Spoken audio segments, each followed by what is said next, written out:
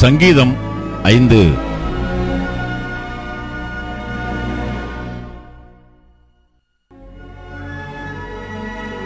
நெகினோத் என்னும் வாத்தியத்தில் வாசிக்க ராகத் தலைவனுக்கு ஒப்புவிக்கப்பட்ட தாவீதின் சங்கீதம்.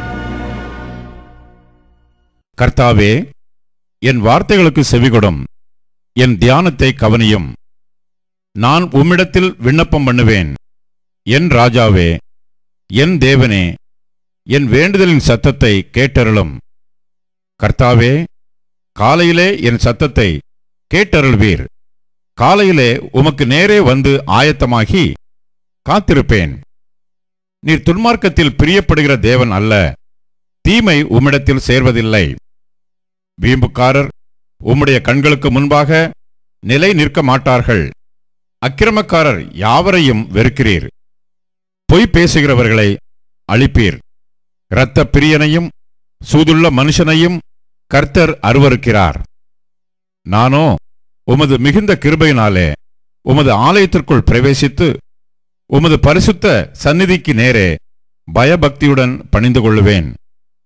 கர்த்தாவே, என் சத்துருக்களின் நிமித்தம் என்னை உம்முடைய நீதியிலே நடத்தி எனக்கு முன்பாக உம்முடைய வழியை செவ்வைப்படுத்தும். அவர்கள் வாயில் உண்மையில்லை. அவர்கள் உள்ளம் கேடுபாடுள்ளது.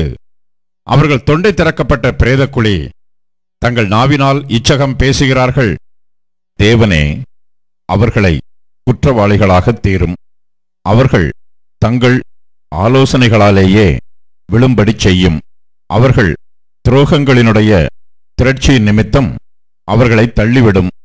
உமக்கு விரோதமாய் கலகம் பண்ணினார்களே. உம்மை நம்புகிறவர்கள் யாவரும் சந்தோஷித்து எந்நாளும் கெம்பீரிப்பார்களாக. நீர் அவர்களை காப்பாற்றுவீர். உம்முடைய நாமத்தை நேசிக்கிறவர்கள் உம்மில் களி கூறுவார்களாக. கர்த்தாவே, நீர் நீதிமானை ஆசீர்வதித்து காருண்யம் என்னும் கேடகத்தினால் அவனை சூழ்ந்து கொள்வீர்.